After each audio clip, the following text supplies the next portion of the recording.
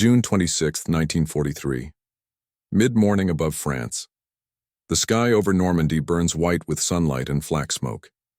At 20,000 feet, American bombers crawl eastward, blunt-nosed B-24 Liberators trailed by thin contrails and Faith. Below them, darkness blooms. Luftwaffe fighters slash upward through cotton-gray haze, and the roar of engines becomes a single, ceaseless note. Among the escorts, one aircraft falters. A Republic P-47 Thunderbolt, its belly streaked with oil, control surfaces shredded.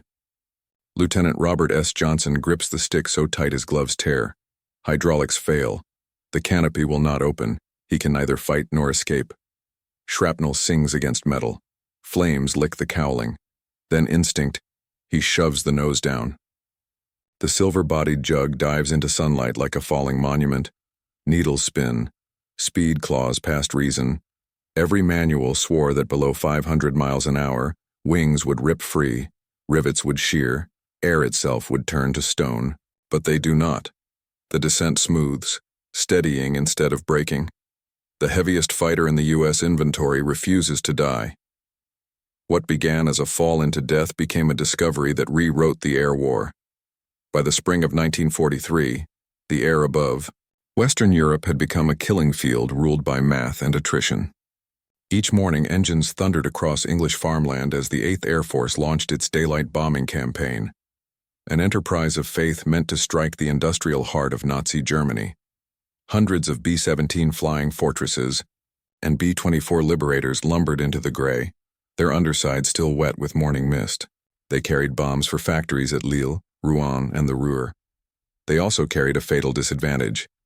Once they crossed the coastline of occupied France, they were alone. The bombers moved slowly, their formation paths predictable. German radar tracked them from takeoff. Transmissions clicked through Luftwaffe networks. Interceptors scrambled from airfields at Abbeville, St. Pol, and Amiens, climbing into thin air where speed was everything and mercy was rare. Squadrons of Bf-109, Gustavs, and FW-190. As attacked from the sun, tearing through the bomber, streams with cannon fire then vanished downward in shallow dives. Precision daylight bombing, the U.S. Army Air Force's doctrine of industrial warfare, was proving suicidal without proper escort. America's early fighter inventory could not close the gap. The twin-boomed Lockheed P-38 Lightning offered range but struggled at high altitude against the single-engine Germans. The smaller, elegant Spitfire lent by the Royal Air Force lacked endurance. It could fly only until Cherbourg before fuel gauges threatened. Pilots knew the pattern. They watched Spitfires peel away at the channel, leaving the bomber streams to their fate. Above 20,000 feet, the realm where temperature and speed conspired against engines, the Luftwaffe ruled. Washington and London faced the same equation with differing desperation. Every raid demanded men who knew they might not return. Yet the bombers had to keep flying or Allied strategy made no sense. The answer, if one existed, required a new machine, faster in a dive, tougher in frame, capable of escorting deep into enemy territory, and somehow strong enough to survive the unforgiving compressibility of the high stratosphere. That answer began in a humble engineering office in Farmingdale, Long Island. The Republic Aviation Corporation had built a lineage of solid but uninspired fighters. Its chief designer, Alexander Kartveli, an émigré from Georgia in the Caucasus, refused to design for elegance. He designed for return tickets. When officials from the U.S. Army Air Corps handed him specifications for a high-performance interceptor, Kartveli ignored finesse. He selected the most formidable engine in production, the Pratt & Whitney R2800 Double Wasp, an 18-cylinder radial capable of 2,000 horsepower, and built everything else around it. The engine, he joked, came first. The airplane would simply follow, like a tail on a comet.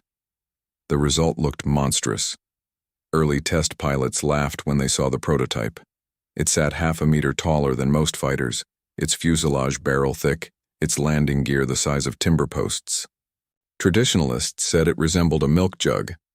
The nickname stuck, Jug. Journalists snickered that Republic had produced a flying brick. The company responded with silence and more rivets. Technical officers found contradictions they didn't trust.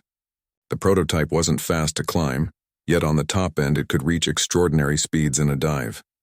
It turned sluggishly, but its wings refused to twist under stress. And despite its bulk, it slid through turbulence with uncanny stability. The engineers couldn't yet explain why. The later term compressibility tolerance was nascent. But they noted it in the trials log with a simple remark: no irregular vibration below 500 mmHg. By early 1943, desperation overrode ridicule. Crated Thunderbolts arrived at damp RAF stations in Norfolk and Suffolk. American mechanics assembled them under blackout lamps, deciphering electrical diagrams that seemed written in code. Each night, the fields echoed with curses and the hollow ring of hammers on aluminum. Rain soaked the ground crews, fog soaked their spirits. These first P-47 squadrons, under Colonel Hubert "Hub" Zemke of the 56th Fighter Group, trained in fields slick with mud and doubt. Zemke, analytic and uncompromising, recorded his impressions in terse notes. Heavy, temperamental, poor forward view when taxiing. Engine solid. Requires faith. He ordered each pilot to memorize starting sequences like prayers and warned them that nothing about the jug rewarded haste. Still, he suspected potential where others saw bulk. The P-47 held altitude comfortably, soaked punishment without panic, and possessed one trait that might change everything. It could dive faster than anything else in combat. The discovery, however, waited for a demonstration. And that moment came with a single pilot one morning over northern France. The Republic Thunderbolt's road from the drawing board to combat readiness was paved with skepticism. Even within the 8th Air Force, flight officers joked it took divine intervention to start. A prayer for ignition, a saint for taxiing, and a priest for landing. But Colonel Hub Zemke wasn't laughing. From his command post at Kingscliff Airfield, he watched casualty lists grow each week. The Luftwaffe met every Allied bombing raid with veteran precision, and until a fighter could escort bombers deep beyond the Seine, the air offensive was bleeding itself dry. Zemke understood the Thunderbolt's profile looked absurd when parked beside the elegant Spitfire. Its radial engine blocked half the forward view. Its fuselage gleamed like a beer keg on wings. Yet under that steel and stubborn geometry, Zemke sensed strategic salvation. The P-47's bulk wasn't vanity. It was armor. The radial engine's circular design absorbed punishment that destroyed liquid-cooled inline engines like those of the P-38 and the Messerschmitt 109. If a German cannon shell penetrated the nose of a Bf-109, coolant hemorrhaged, and the plane was finished. A Thunderbolt could take a dozen hits and still rumble home, ugly but alive. Alexander Kartveli's design philosophy, build around power, trust metal more than luck, was proving paradoxically humane. His 18-cylinder engine, mated with a complex turbo-supercharger loop, running the length of the fuselage. Air scooped from the nose traveled through ducts to the tail, forced against turbines, then back to the cylinders. The contraption weighed hundreds of pounds, yet produced steady thrust through the thin, freezing reaches above 25,000 feet. Pilots cursed the maintenance nightmare. Mechanics called it an organ inside a cathedral of steel. But it worked. The first Thunderbolts of Zemke's 56th Fighter Group finally flew operational sorties in April 1943, escorting bombers toward Lille and Saint-Omer. Radio reports filled with frustration. Sets cut out past 50 miles. Fuel consumption limited range. When combat came, the Germans easily outturned and outclimbed the new Americans. To Allied observers, the juggernaut fighter seemed little more than a metallic curiosity. A British officer dryly told reporters, "It looks as though a farm tractor joined the Air Corps." Morale slipped. Zemke refused to concede. He began dissecting the Thunderbolt's performance charts with mathematical intensity, seeking clues others overlooked. One figure stood out. The safe dive limit exceeded that of any known combat aircraft. At nose-down angles where an FW-190 would tear itself apart, the P-47 remained intact. To Zemke, gravity itself could become a weapon. He shaped tactics around altitude, energy, and patience, principles the Luftwaffe used differently. Climb to strike, dive to live, he told his men. It wasn't poetry, it was geometry. By May, the 56th Fighter Group's pilots were beginning to adapt. Rather than dogfight in horizontal spirals, they attacked from above, released a torrent of 8 50 caliber machine guns, then dived clear before Germans could react. The first confirmed kills came that month over the Dutch coast, where Francis Gabby Gabreski rolled a P-47 into a sheer dive and shredded an FW-190 that tried to follow. The Germans' wings tore away in seconds. On landing, Gabreski told his ground crew, "She's a rock, but a rock that falls fast." Those 6 words became new doctrine. Still, physics carried risk. No pilot had yet ventured beyond 480 miles per hour in combat. The textbooks warned compressibility forces would lock control surfaces solid, pitching planes into uncontrollable plunges. Instructors drummed it in new recruits. If controls stiffen, you're already dead. Yet records hinted that the Thunderbolt's dense fuselage handled those forces differently.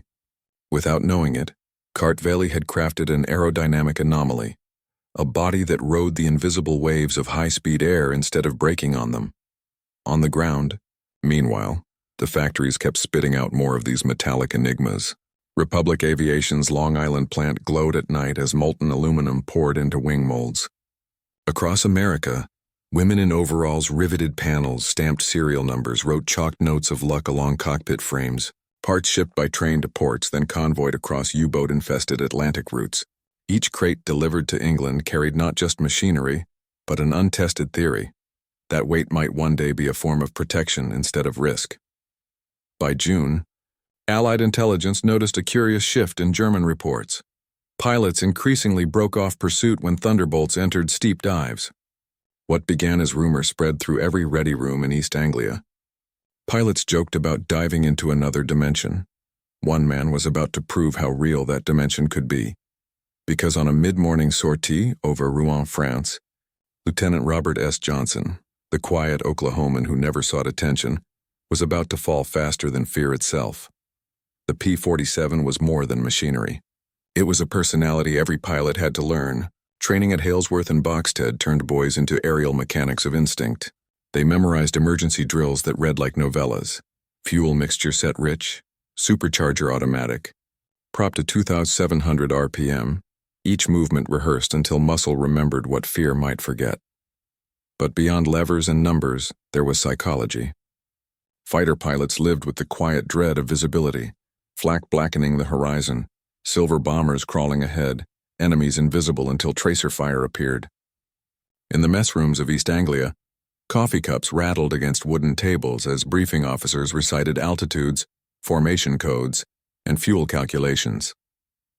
The men yawned without humor.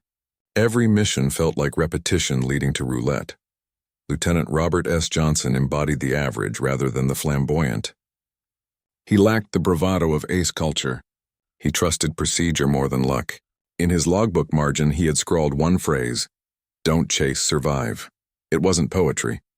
It was a manual condensed into defiance. When he climbed into his Thunderbolt that June morning, rain still spattered the canopy, his leather gloves cracked at the seams. He expected another escort flight, not legend. The Republic P-47 broke the aerodynamic fashion of its time. Most fighters were narrow, water-cooled, and light. The Thunderbolt was blunt, air-cooled, and heavy. Its radial engine stood behind a towering Hamilton standard propeller, 850 caliber Browning machine, guns, 4 in each wing, made it the most heavily armed single-seat fighter ever fielded by the United States. Fuel tanks self-sealed. Armor plates surrounded the cockpit like a metal womb. Even exhaust gases were piped forward to power the turbo supercharger that fed the voracious R-2800. Engineering reports called it impractical. Field tests proved otherwise. Every pound of weight bought another form of protection. Its radial engine could swallow damage that would doom a fragile inline counterpart. When fragments or bullets tore through its cylinders, neighboring pistons kept firing. Coolant leaks, a death sentence to Spitfires and Bf-109s, meant nothing to a machine cooled by open air. The trade-off was drag and mass. Pilots joked that once airborne they stopped fighting gravity and started negotiating with it. Yet that negotiation contained genius. At extreme speeds, drag increased differently for the P-47. Instead of compressibility catapulting it into fragmentation, airflow slid along the thick fuselage, stabilizing the dive. No one could fully explain it in 1943. Wind tunnel science lagged behind phenomenon. But the effect was observable, reproducible, and deadly to anyone trying to follow. Colonel Zemke's doctrine transformed frustration into geometry. He banned his pilots from dogfighting in horizontal turns. That was the playground of Spitfires and Messerschmitts. Instead, his Wolfpack learned energy fighting, boom and zoom. It demanded discipline bordering on coldness. The ideal engagement lasted seconds. Attack vertically from above. Cannonades of 50 caliber fire converging at 300 yards, then dive away before the enemy could counter-turn. If you missed, you didn't chase. You climbed again, trading speed for altitude, refilling your tank of potential energy. This strategy suited the P-47 perfectly. Its turbocharged engine laughed at thin air, and sheer momentum became armor in retreat. German pilots accustomed to graceful knife fights found themselves outpaced. To follow the jug in a dive meant flirting with mechanical suicide. To ignore it meant leaving bombers untouched. In laboratory terms, the Wolfpack had turned mass X gravity into tactics. By late May, air confrontations shifted character. Radio chatter lost panic. Formations kept order even under swarm attacks. Pilots felt a new psychological edge, the knowledge that altitude was safety itself. Whenever a P-47 rolled on its back and dropped nose first into the haze, its pursuers hesitated. Physics now enforced respect. Across the channel, Luftwaffe field reports began reflecting unease. Interceptors once confident in technical superiority were noting strange outcomes. Unteroffizier Schroeder of JG-26 wrote in his June diary, "American radial fighter cannot be slowed in dive. Our machines shudder beyond 750 km/h. Recommend avoid deep chase." To German engineers, that statement bordered on blasphemy. Every aspect of their aircraft design emphasized precision and speed identity. The FW-190 was considered perfection, the embodiment of compact performance. How could an overweight, coarse-framed American brute outrun it? Yet wreckage filed into maintenance depots told the truth. Twisted wing spars, cracked control rods, evidence of aircraft pushed past their designed limit in suicidal pursuits. Commanders issued unofficial guidance through squadron briefings. If a Thunderbolt dives beyond 5,000 meters, disengage. No pilot wanted to hear those words. But obedience meant survival. Those who ignored them often vanished into mist and metal rain. The Luftwaffe's recognition of vulnerability arrived quietly, but its psychological detonation was massive. For the first time since 1939, German fighter doctrine admitted that an Allied aircraft could surpass theirs in any regime of flight. The advantage of 5 years of combat experience was eroding, replaced by caution. You couldn't teach fear out of physics.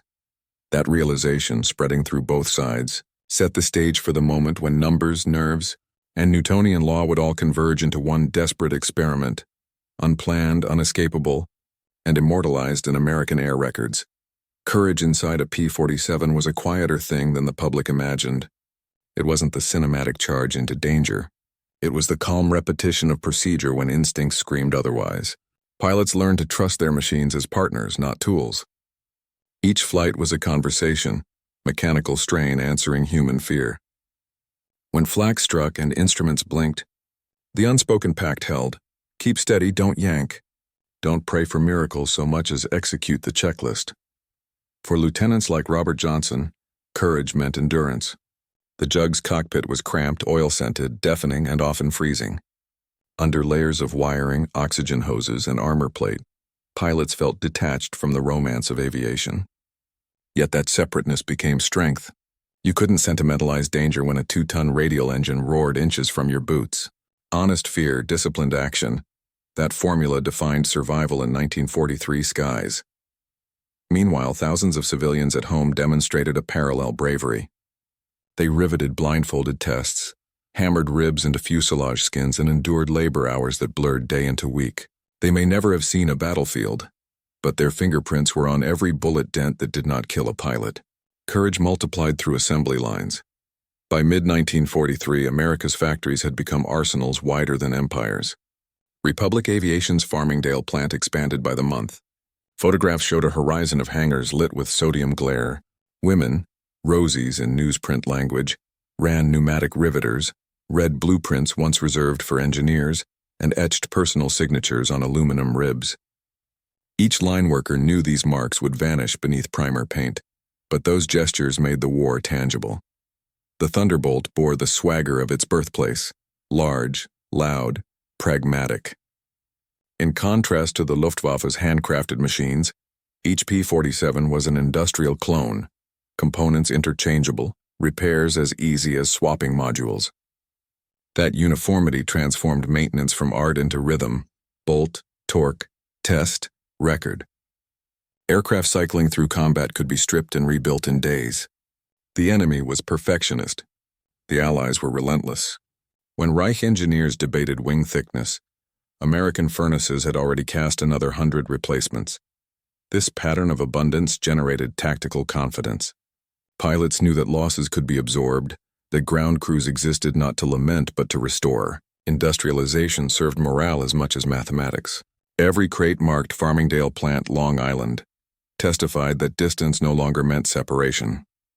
War had become a function of logistics and belief in process, and the P-47 was its heaviest symbol. Colonel Zemke's command style mirrored the machinery he led, dense, layered, and unyielding under stress. He demanded discipline that bordered on academic obsession. Briefings under his watch were lectures in aerodynamics rather than pep talks. He drew velocity triangles on chalkboards, mapping hypothetical dives and climbs as though chess moves. You didn't earn his trust through charm.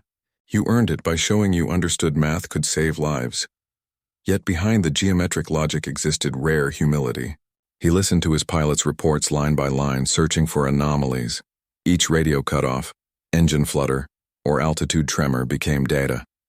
He wasn't inventing new knowledge so much as refining empirical truth from chaos. Over months, that patience matured into doctrine, energy maneuver tactics. Decades later, it would be codified formally by jet instructors. But its genesis was wooden desks and smudged chalk in wartime England. Zemke's leadership turned confusion into clarity. When his Wolfpack took off, each pilot flew as a variable in a solved equation. They trusted the plane's weight like a friend's hand. Authority rested not in charisma but in competence, and that belief in rational command created unity stronger than any emotional rally. The pilots didn't worship Zemke. They modeled him.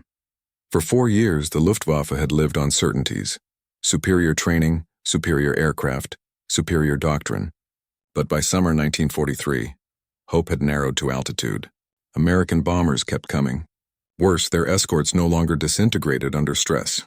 German aces analyzed engagements with identical frustration.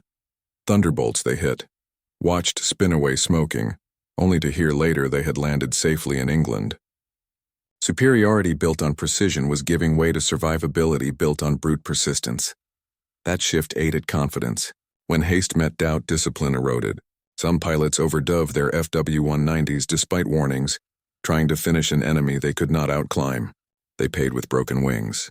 Others disengaged too soon, haunted by tales of the Jug's unnatural tolerance.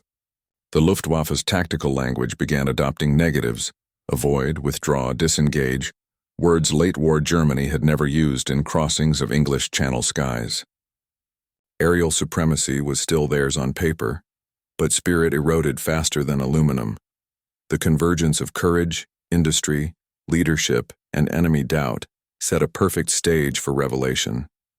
All that tension, designers wrestling with physics, commanders wrestling with tactics, pilots wrestling with mortality, required one demonstration to prove theory as truth.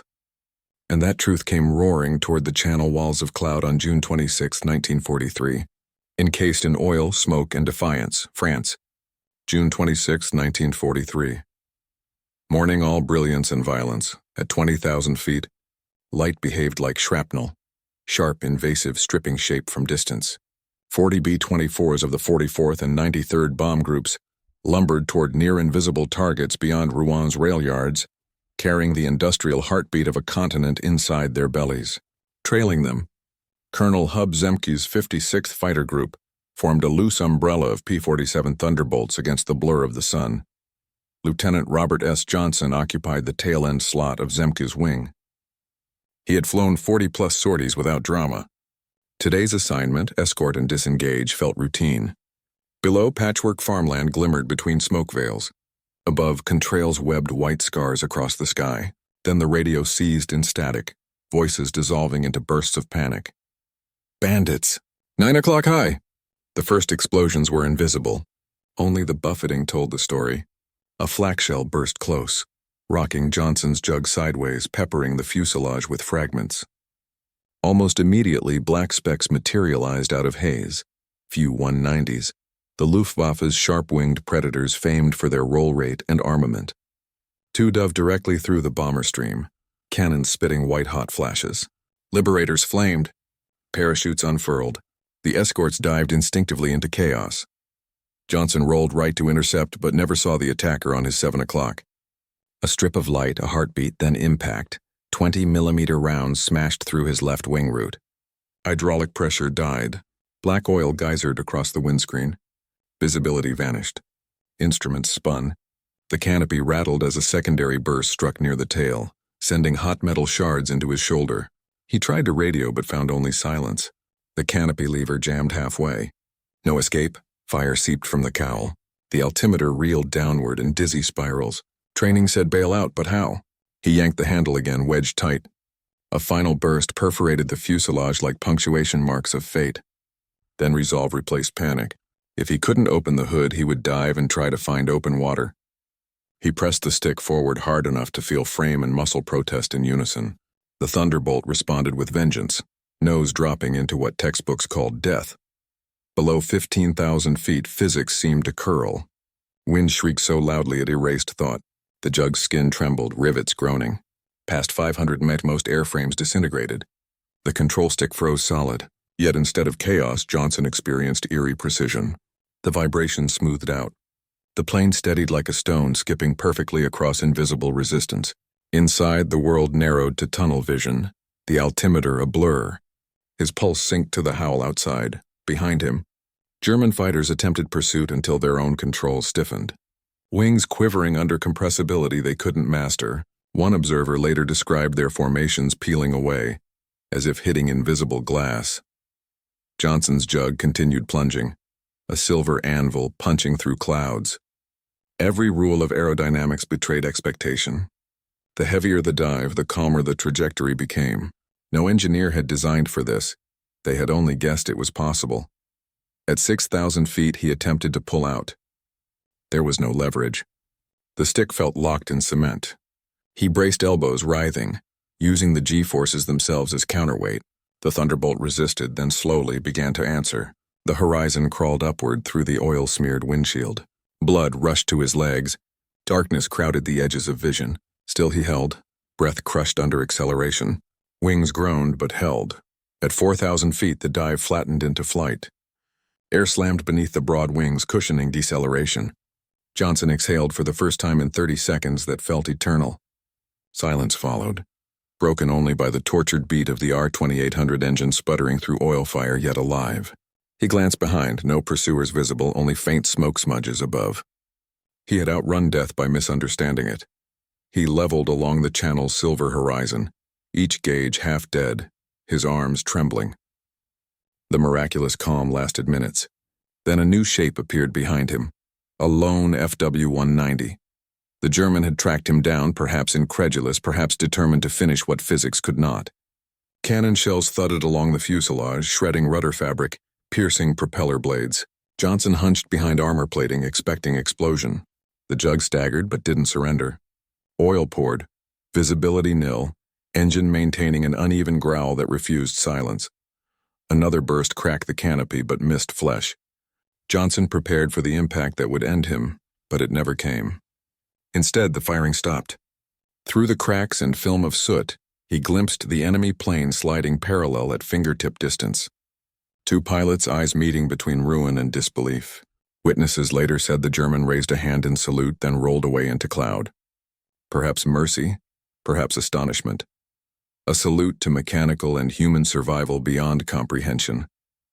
Johnson was alone again, his aircraft bleeding oil across the channel, barely holding trim. But England lay west and hope, while thin as oxygen at altitude was enough to steer by. He turned homeward, each second a negotiation between lift, gravity, and pride. The dive that every instructor forbade had become his shield. Now the question was whether the battered metal could finish the confession it had begun. The channel glittered beneath rain haze, rippling like molten lead. Johnson's altimeter wavered just above 2,000 feet. Every pulse of the propeller sent new spasms through the wounded engine, scattering oil in dark arcs along the fuselage. He could not open the canopy. He could barely see forward, relying instead on the faint shimmer of sunlight through grime to keep westward. The cockpit reeked of fuel, scorched paint, and sweat. He was too busy coaxing survival to notice the beauty of the water below. Minutes felt like hours. 4 times the engine coughed, caught, and kept going. A dying animal too stubborn to rest. The coastline appeared at last through broken mist. Cliffs and green strips of Kent, the promise of home ground. He identified the emergency field at Manston, toggled the landing gear lever, and felt nothing. Hydraulics were gone. He decided to belly land on grass. Brakes or flaps were luxuries far beyond reach. The Thunderbolt skimmed low across English farmland, her wings trembling with exhaustion. Ground crews already racing toward the strip saw a shape that looked closer to wreckage than aircraft. At 140 miles an hour, she touched down, plowing a trench of mud and sparks. Metal screeched. Propeller tips bent instantly. Finally, after a sliding eternity, the jug stopped, nose buried in earth, smoke curling from the cowling. Silence returned as abruptly as the gunfire had left. Johnson didn't move at first. He needed proof life still existed outside the cockpit. Then he forced the jammed canopy upward with both hands until hinges snapped and daylight flooded in. Mechanics reached him seconds later expecting a corpse. Instead, they found a pilot emerging under his own power, face masked with oil, expression dazed but living. It wasn't triumph. It was disbelief. One corporal blurted, "You can't be, sir. You can't be alive." Johnson managed a crooked grin, voice hoarse from oxygen loss. "She flies better shot up than most fly clean." Then he stumbled toward the wing root and sat down, fumbling for a cigarette with shaking fingers. Mud stood in for champagne. When maintenance crews counted the damage, astonishment hardened into reverence. More than 200 holes pocked the airframe, many from 20mm cannon shells. 19 rounds had struck the propeller blades directly. Numerous control cables were severed outright. Inspectors calculated that the elevator had functioned on less than 30% of its normal linkage. Yet structure held. Armor plating behind the seat bore deep craters where projectiles had stopped inches from the pilot's spine. No fighter of any air force had survived that punishment before. Word spread through East Anglia before sunset. At Halesworth, pilots halted mid-conversation when a runner shouted, "Johnson made it back." Within hours, every base across the region buzzed with the story. Some treated it as impossible myth. Others quietly believed. Photographers arrived to capture the wrecked yet living symbol. Fuselage torn, wings patched with daylight. Newsreel crews filmed as Johnson stared at the hole-ridden tail section, cigarette trembling in his hand, unbelieving that faith in a flawed machine had become the difference between name and obituary. The Army Air Forces ordered immediate inspection. Engineers at Wright Field, Ohio, replicated the dive in controlled conditions using experimental aircraft.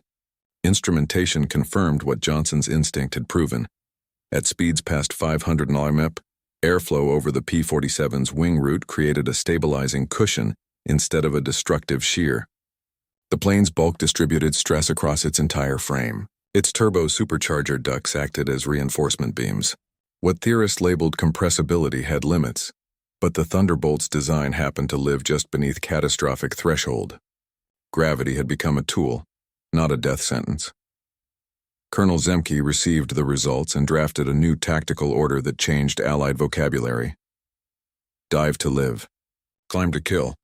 He read it aloud in a briefing hut still streaked with condensation. His pilots understood instantly. No poetry required. From then on, the P-47 no longer fought against its weight. It weaponized it. The same mass mocked as folly became the cornerstone of dominance. In hangar bays, mechanics re-stenciled new slogans under canopies. "Nothing can kill this ship." The phrase wasn't bravado. It was field data. Once the engineers confirmed structural tolerance, training programs recalibrated dive procedures. Recruits learned recovery points, throttle limits, even breathing techniques to resist blackout at 6 Gs. Commanders ordered full squadrons to practice vertical escapes, trusting the machine with the certainty that mathematics had once denied. The moral effect reached beyond tactics. Bomber crews who had watched escorts burn now looked up at circling Thunderbolts with audible relief. Some chronicled in diaries that hearing a jug overhead felt like armor made of sound.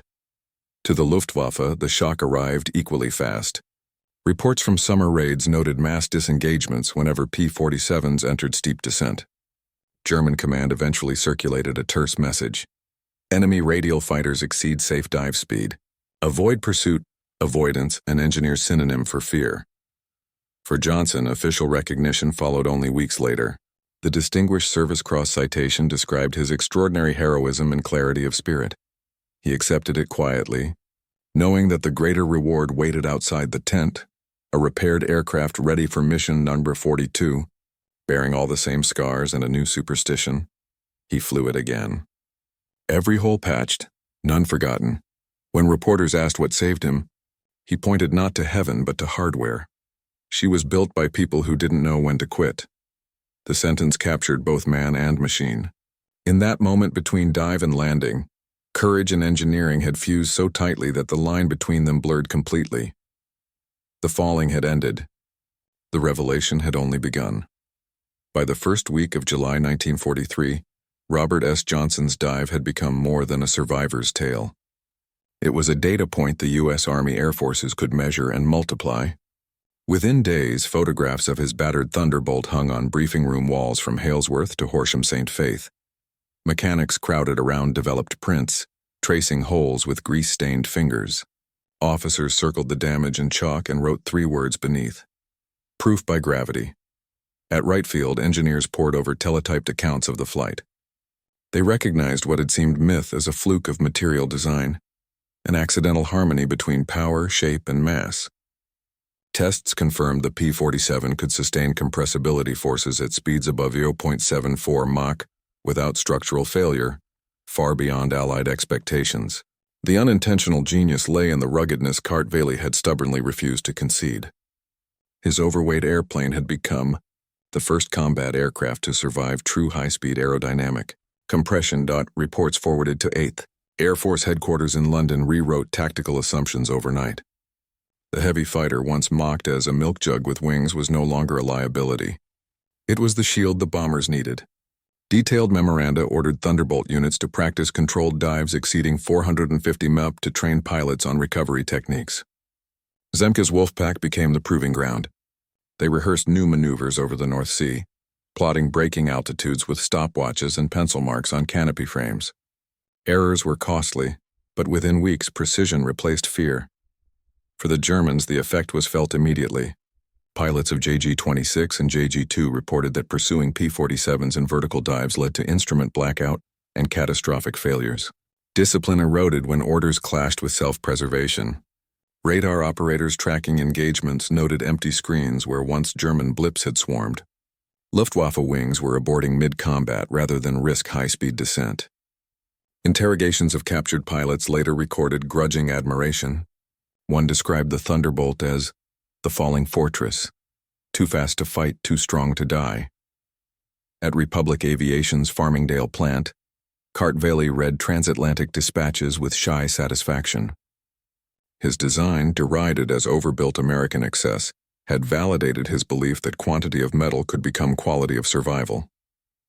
New production contracts flooded in. By autumn 1943, assembly lines expanded to Evansville, Indiana, and Oklahoma City. Every 7th American combat aircraft rolling off the line bore the brutish nose of a P-47. Engineers refined details but refused to lighten it. Weight had become the signature of safety. On English airfields, morale changed texture. Pilots who once cursed the jug's bulk now patted its armor before takeoff as ritual. Nicknames once mocking turned affectionate. Big Baby, Juggernaut, Old Reliable. The mythos of invincibility, however technical its roots, boosted courage more surely than any command speech. Flying skill still mattered, but faith in the airframe quietly underwrote all daring. Every dive was a prayer answered by physics, even the Americans' bomber crews noticed. In debriefings, B-17 gunners spoke with new respect. When the jugs are above us, the Jerrys keep their distance. The black bursts of flak still claimed victims, but the sky felt less like an execution and more like a contest. Precision bombing, Eaker's obsession, finally had a chance to prove its doctrine. At strategic headquarters, the impossible dive redefined planning. Analysts realized the P-47 could now double as a fighter bomber, descending violently on ground targets and escaping before flak could track. Around this realization, a new playbook formed: high-speed dive attacks, rapid egress, minimal loops. The very motion that once terrified pilots became America's most predictable and deadly maneuver. Colonel Zemke summed it best in his field journal: "Weight plus will equals advantage." His phrase traveled through staff memos and magazine articles until it became a slogan shaping next-year designs. Engineers studying jet prototypes would cite it when balancing thrust against structure. Aeronautical philosophy had shifted. Strength was no longer the enemy of speed. The sky that had once punished failure with cold impartiality now offered a kind of respect earned through endurance. In that understanding lay both victory and humility, because physics, once an adversary, had reluctantly joined the Allied chain of command. The Thunderbolt's transformation from laboratory curiosity to combat cornerstone happened almost invisibly. No grand announcement, no parade, just fewer American funerals. By the winter of 1943, Luftwaffe interceptor wings along the Channel front saw their odds reversed. Within 6 months of Johnson's dive, confirmed German losses in engagements with P-47 groups tripled. The vast machine named Jug had done the unthinkable. It made the air safe enough for daylight bombing to continue. Across Britain's eastern coast, muddy airfields hummed incessantly. Ground crews refueled, rearmed, and repainted Thunderbolts until darkness fell. P-47 formations now escorted bomber columns past the Seine and deep into German airspace, diving on interceptors with terrifying vertical precision. Gun camera reels filled with seconds-long footage, white flashes, fragments spiraling downward. The booming sound of the R-2800 became as familiar to Allied infantry as the crash of artillery. Above France, it meant deliverance. To the Luftwaffe, it meant retreat. Colonel Zemke's wolf pack turned the doctrine into ritual. Flights operated in 3-tier formations: a high cover to strike from the sun, a mid-layer to shield bombers, a low element ready to dive and engage escaping targets. No one lingered for dogfights. Energy was language now. Momentum, the grammar. When a German pilot tried to reverse direction, the heavier Jug pressed advantage through velocity alone. German radio logs recorded frantic warnings: hard-diving enemy fighters, impossible pursuit. Those 3 words marked a quiet ceding of airspace. To the Axis command, sheer attrition spelled the larger defeat. Each destroyed FW-190 or BF-109 cost training months Germany could no longer spare. Fuel rationing worsened. Replacements arrived half-trained. By early 1944, Luftwaffe aces wrote less about glory and more about arithmetic. Lieutenant Heinz Knoke, once confident above the Dutch coast, confessed in his diary, "It is impossible to reach them in descent. Our machines are flogged to pieces by the air itself." The enemy had run up against a limit of matter, not just manpower. Meanwhile, press coverage in Allied countries quietly mythologized Johnson's survival. Stars and Stripes printed a photograph of him beside the mangled Thunderbolt under a headline, "The Plane That Wouldn't Die." Factory workers pinned clippings to bulletin boards between production quotas. One foreman in Long Island reportedly told his shift, "They said she was too heavy. Now weight is saving our boys." For engineers enduring sleepless assembly schedules, that sentence replaced fatigue with pride. When senior staff evaluated post-raid data through DEC 1943, casualty graphs told the miracle in numbers. Average escort loss rates had fallen below 5%, the lowest in the Air War's history. 8th Air Force commanders authorized wider bomber corridors, confident that P-47s could herd German fighters aside. And as the enormous American industrial pipeline matured, each returning pilot symbolized a strategic cycle complete. A worker's rivet translated into endurance at 25,000 feet. Recognition followed in bureaucratic tempo. Upgraded contracts, commendations, doctrinal revisions. But in England, the satisfaction was simpler. Pilots stopped second-guessing the machine. They sweated less over weight ratios and kept photographs of Johnson's riddled canopy as talismans. Every pre-flight checklist now contained an implicit coda learned from that June morning. Trust the dive. The Thunderbolt would claim new roles in 1944's tide of war, low-level strafing across Normandy, rocket attacks on tank columns, rail interdictions deep into Germany's industrial arteries. Its capacity to absorb damage turned it into the perfect hammer for a breaking Reich. Even as sleeker Mustangs arrived, the squat jug held its place. Not elegant, but indispensable.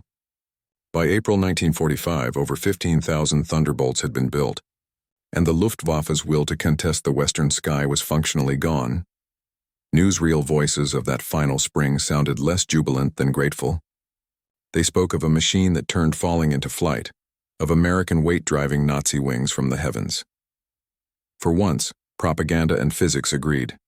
The heavy fighter, once scorned by its own pilots, had become the instrument of their survival, its legend born not from victory parades, but from a single descent through cloud when logic said it must have been torn apart.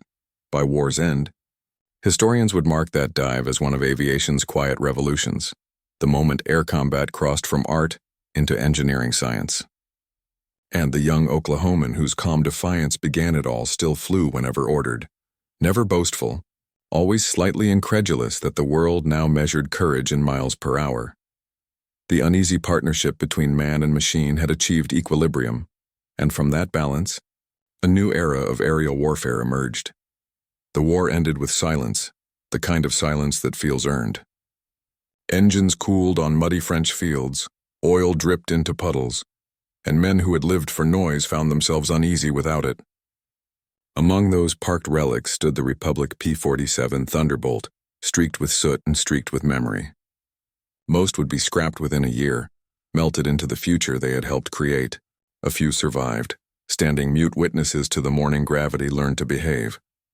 Robert S. Johnson never called himself a hero. He said the airplane did the work. He just stayed out of its way. Yet in doing so, he unlocked an idea larger than craft or courage, that endurance could be as decisive as brilliance. In an age worshipping speed and elegance, the jug proved that flaw turned to advantage by patience can change the shape of, or Alexander Kartveli's great iron child outlived his critics and inspired generations of designers who realized strength need not sacrifice grace. Sometimes strength is grace, simply unpolished. From it came jet fighters that still bear the Thunderbolt name and the philosophy that perfection rarely wins alone. Persistence does. The Luftwaffe once ruled by aesthetic precision. The Thunderbolt answered with mechanical honesty. It was too heavy to dance, yet it taught flight a new rhythm. The courage to fall faster than fear dictates and rise again. That lesson outlasted borders, languages, and the noise of victory parades. History often remembers beauty, but occasionally it remembers truth, and truth in 1943 wore the broad shoulders of the P-47. It thundered more than it sang. It labored more than it leapt, and through that labor it delivered men from physics itself. Somewhere, in every museum hangar where one of those thick-winged machines sits quiet under dust, you can almost hear it still, the echo of a dive that began in terror and ended in revelation, because over Rouen, gravity learned respect, and humanity rediscovered that survival, when earned honestly, is its own kind of flight.